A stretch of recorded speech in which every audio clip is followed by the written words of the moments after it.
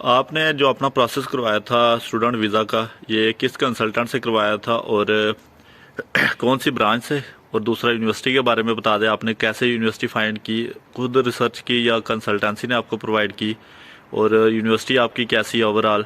Initial deposit कितनी है, total फ़ी कितनी है, ये सारा ज़रा डिटेल में बता दें।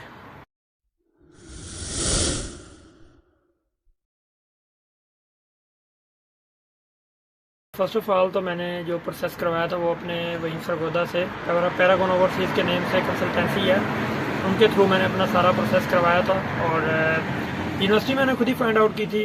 ओवरऑल रैंकिंग में अच्छी यूनिवर्सिटी थी, ये मुझे अच्छी लगी। और इस वजह से जो मेरी प्रायोरिटी थी वो ये कि मेरा कैंपस लंदन में हो, क्योंकि लंदन में ज़्यादा अपॉर्चुनिटीज़ हैं। तो इसी वजह से फिर मैंने यूनिवर्सिटी चूज़ की थी।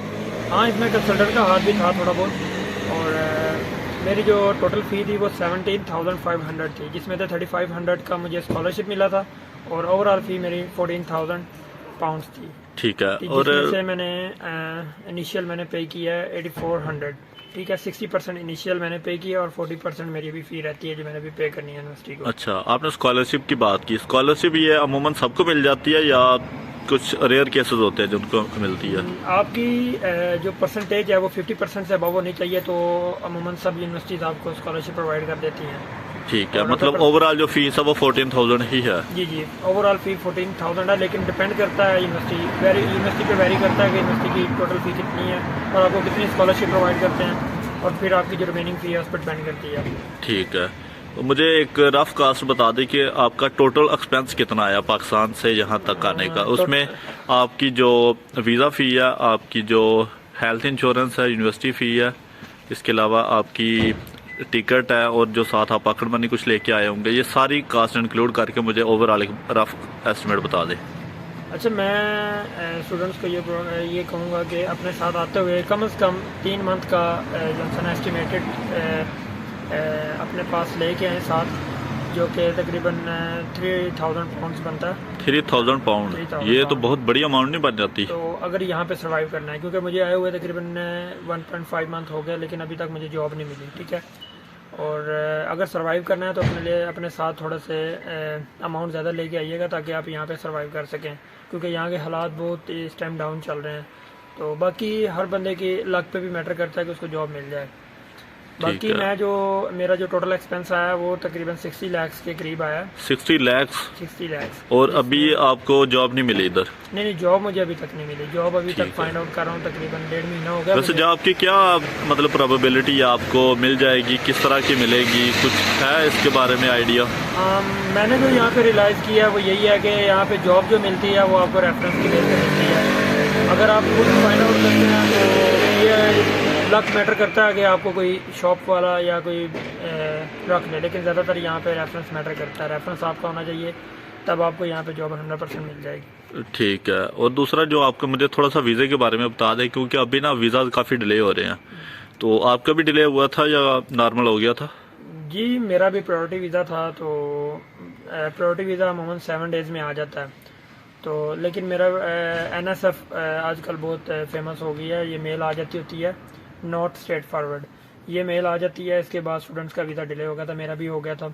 तो मेरा प्रायोरिटी वीज़ा था, लेकिन मेरा तकरीबन 1 मंथ लग गया था वीज़ा में, लेकिन मेरा वैसे इंटरव्यू नहीं हुआ। NSF के बाद या तो आपकी बैंक स्टेटमेंट वेरिफिकेशन होती है या आपका इंटरव्यू होता है, मस्ट होता है, लेकिन कुछ का आ जाता है वीज़ा, क्योंकि उनको NSF ऑटो पे आ जाती है। तो मैं भी यही समझ रहा था कि शायद मेरा इंटरव्यू हो, लेकिन अल्हम्दुलिल्लाह मेरा 1 मंथ के बाद तकरीबन वीज़ा आ गया था। ठीक है, हमें प्रायोरिटी वीज़ा अप्लाई करना चाहिए या स्टैंडर्ड? क्योंकि मेरे ख्याल में इनका जो अमाउंट डिफरेंस है वो भी काफ़ी ज़्यादा, 500 पाउंड ऑलमोस्ट आपके बढ़ जाते हैं, ऐसे ही है? ऐसे ही है। मैं ये कहूँगा कि आपको अगर आपके क्लासेस स्टार्ट होने में 1 मंथ है या इससे ज़्यादा है तो आपको स्टैंडर्ड पे करना चाहिए। 500 पाउंड्स आपको फिर पे करने की ज़रूरत नहीं है। अगर आपके क्लासेस स्टार्ट होने में 15 दिन मैक्स 10 डेज़ हैं तो आपको फिर प्रायोरिटी लेनी चाहिए। ये नहीं है कि प्रायोरिटी पे हमेशा ही डिले होता है। प्रायोरिटी पे कुछ के 2 डेज़ में भी आ जाता है, सेम डे में ही आ जाता है, लेकिन आपको प्रायोरिटी लेनी चाहिए अगर आपकी क्लासेस जल्दी स्टार्ट हो रही है। ठीक है। एक और स्टूडेंट्स का काफ़ी ज़्यादा क्वेश्चन रहता है कि जो उनकी रिमेनिंग फ़ीस होती है, फॉर एग्जांपल आपने 60% पे किया पाकिस्तान से, तो जो 40% रिमेनिंग है वो 5500 समथिंग बनती है, राइट? जी ऐसी। तो वो इधर आके मैनेज हो जाती है? ये भी डिपेंड करता है आपकी जॉब के ऊपर कि अगर आप 20 आवर्स करते हैं तो आप अपना एक्सपेंस जिसमें रेंट आता है और आपके जो लिविंग एक्सपेंस हैं, खाना पीना, ये चीज़ें उसमें आ जाती हैं। लेकिन उसमें आप अपनी फ़ी मैनेज नहीं कर सकते, वो जस्ट आपके लिए होंगे। अगर आप इसके अलावा, जो कि मैं रिकमेंड नहीं करूँगा, कैश इन हैंड जॉब करते हैं तो उस पर आप फ़ी मैनेज कर सकते हैं। ज़्यादातर आजकल जो यहाँ पे ट्रेंड चल रहा है वो सिक्योरिटी का चल रहा है। हर स्टूडेंट आते साथ सिक्योरिटी बैच बनवाता है और सिक्योरिटी की शिफ्टें स्टार्ट कर देता है, जिससे तकरीबन 80% चांस होता है कि फ़ी आपकी निकल आती है। अदरवाइज़ अगर आप प्रेफर करेंगे 20 आवर्स को, तो 20 आवर्स पे आप मुश्किल से सर्वाइव करेंगे।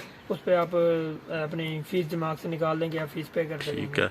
एक और बात जो अक्सर स्टूडेंट कहते हैं कि वो 10 लाख कमाते हैं, 12 लाख कमाते हैं, वो क्या सीन है? वो पाकिस्तान में बड़ा सुनने को मिलता है जी। ऐसे ही है, कमाते हैं लेकिन यहाँ पे खर्चे भी वैसे ही हैं। अब एक बंदे ने कमाए हैं पैसे तो वो क्या देता है कि मैंने 10 लाख कमाया, 12 लाख कमाया, लेकिन अगर उससे आप पूछें कि उसका रेंट कितना है तो वो अमूमन बताएगा 400 पाउंड या 500 पाउंड, तो तकरीबन 2.5 लाख तो ये निकल गया। इसके अलावा जो लिविंग एक्सपेंस होते हैं उसमें तकरीबन आपका 100 to 200 पाउंड आ जाता है, जो कि तकरीबन पाकिस्तानी वो भी लाख 1.5 लाख के करीब पहुंच जाते हैं। तो इस तरह करके ये 12 लाख यहीं पे खर्च हो जाता है। इसमें से बचता होगा तो कुछ बचता होगा 100 पाउंड 200 पाउंड, जो कि 70,000 या 1 लाख तकरीबन बनता है। बाकी सब जो 10-12 लाख होता है वो सब का सब यहीं लग जाता है।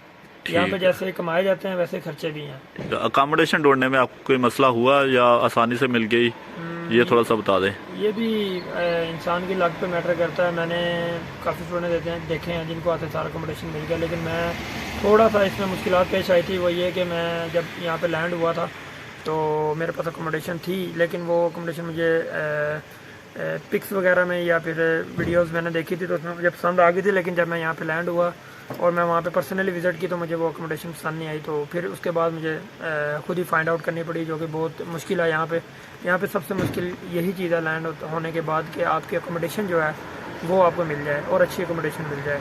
अच्छा, एक और मुझे बात बता दें, जब आप लंदन में आए थे आपको कोई इधर जाने वाला था जिन्होंने आपको एयरपोर्ट से पिक किया? नहीं, मेरा यहाँ पे कोई जाने वाला नहीं था, मैं खुद ही आया था। और आने के बाद मैं स्टूडेंट्स को प्रेफर करूँगा कि आप आते सार अपना वहाँ से कैश देकर वहाँ से टिकट परचेज़ कर लें और ट्रेन के थ्रू आपने जहाँ भी मूव होना है वहाँ पे मूव हो जाए। अदरवाइज़ आपको जो कैब है या दूसरी उबर वगैरह ये आपको बहुत महंगी पड़ती हैं। ठीक है, इसलिए अगर कोई आ रहा है स्टूडेंट या आने वाला है तो वो आते सार यहाँ पे कैश से आप अपनी टिकट ले लें और उसके बाद जो है ना ट्रेन में मूव करें जहाँ भी आपने मूव करना है। ठीक है, चले नुमान भाई, आपका बहुत शुक्रिया, आपने हमें टाइम दिया। इंशाल्लाह आपको जल्दी जॉब मिल जाएगी। आप लगे रहिए ऐसे और स्टूडेंट्स की हेल्प करते रहे जो पाकिस्तान से आ रहे हैं, इंडिया से, पाकिस्तान से, कहीं से भी आ रहे हैं। जी जी, तो दुआ में याद रखिएगा। शुक्रिया, अल्लाह हाफिज़।